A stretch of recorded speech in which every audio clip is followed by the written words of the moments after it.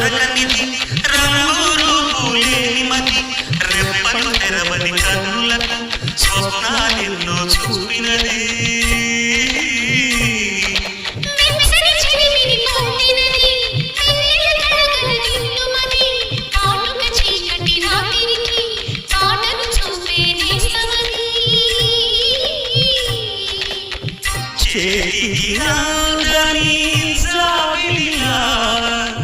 కాతులు పంచే